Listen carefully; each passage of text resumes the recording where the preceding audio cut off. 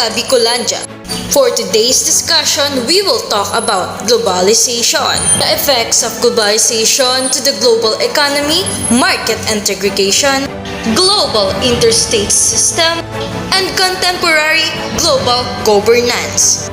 Globalization is defined as the increasing interdependence between the people and the country. It is the opening of international borders to allow flow of goods, people, ideas, and relevant changes in the policies at national and international to facilitate such flow. Globalization has led to growing scale of cross-border trade, increasing flow of capitals, and fast spread of technologies. I wonder how this globalization affects our country. Well, according to the internet, it has positive and negative effects.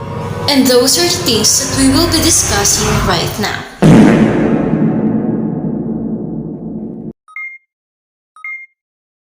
The positive effects of globalization.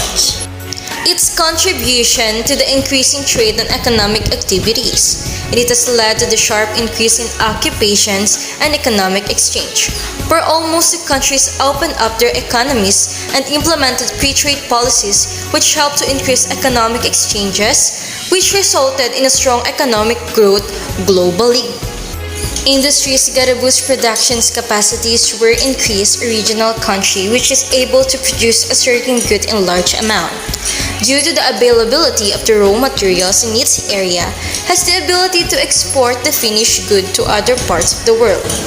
This helps in reducing the cost of goods to a large extent, from the affordable food to clothing and electronics, at the end of significantly reduced all because of globalizations. Due to the increase in economic activities, there is an increase in human exchange, like migration, transportation, and traveling, which have resulted in cultural exchanges.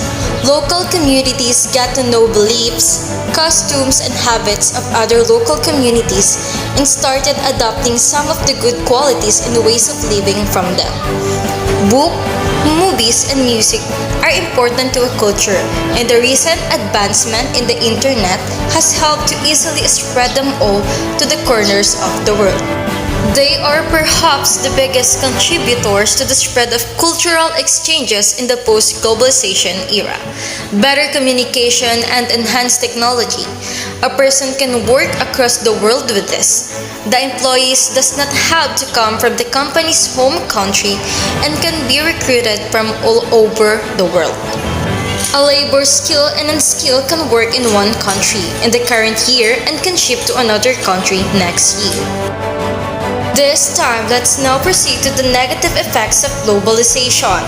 Although trade and economic activities have increased globally, some companies, governments, and individuals have profited more than others, leading a situation of an unequal wealth distribution. As a matter of fact, globalization means industrial development, cutting down forests to support increasing population and its need. In increasing transportation, men and materials, this resulted in ever-increasing of harmful gases like carbon dioxide, nitrogen oxide, and other in the atmosphere. The growing exchange in culture also had some undesirable effect. Allowing cultural exchanges has homogenized the world culture to some extent, due to which specific cultural characteristics for many countries is disappearing.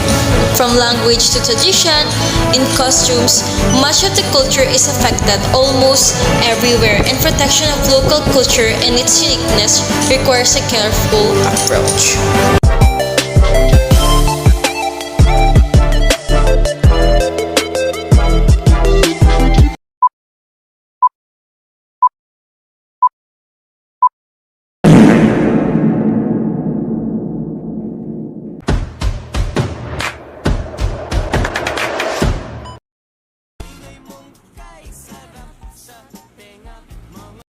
The global economy is the economy of all humans of the world, the system that produces, distributes, and consumes goods for the populations of the planet. Referring to the global economic system, which includes all the economic activities which are conducted both between nations, including production, consumption, economic management, work in general, exchange of financial values, and trade of goods and services. Well, the importance of global economy is that it is innately tied to trade, wherein it allows countries around the world to obtain any resources they may want, whether or not it is produced on the home front. The availability of resources is facilitated through trade when it comes to global economy. The global economy provides linkage between the regions and nations of the world in a system of economic relationship.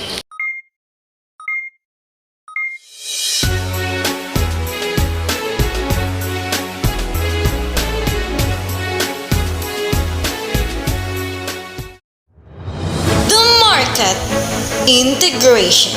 What is market integration? Market integration is the result of establishing of a global economy that involved the homogenization of trade and commerce.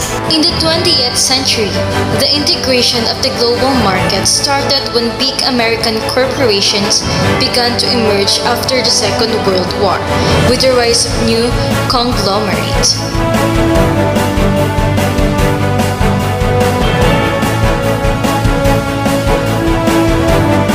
International trade and exchange of goods and services were already practiced in this century. Countries were able to extend their reach beyond borders and patterns of trade and technology because of the developments in shipping and navigation. Lastly, colonialism and imperialism rose as the new ways of putting order to the economic interrelationships among countries.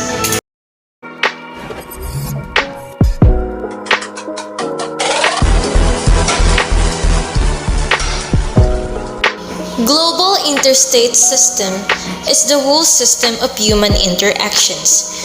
The modern world system is structured politically as an interstate system, a system of competing and allying states.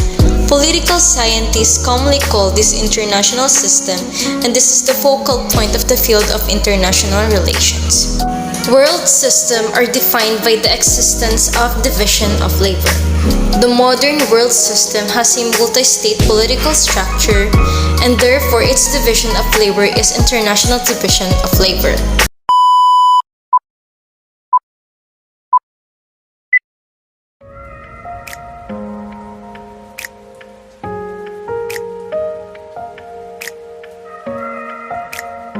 Contemporary global governance encompasses activities that transcend national boundaries at the international, transnational, and regional level, and it is based on rights and rules that are enforced through a combination of economic and moral incentives. The role of global governance is to provide the global public goods, particularly peace and security, justice and mediation, system for conflict, functioning markets, and unified standards for trade and industry. The principle of global governance is to recognize that policy cooperation is the best way to achieve national interest in the global public domain. It also requires governments and states to be fully respectful of the sovereignty of other nations so that they fulfill agreed policy outcomes, and it is called responsible sovereignty. I believe with all those qualities, this global governance can really help our country. It affects or it impacts our country in a positive way. Although there are some negative effects, still, it can help our country to become successful and better. Thank you so much for watching and listening. My name is Beverly Arzapanta from BSED English.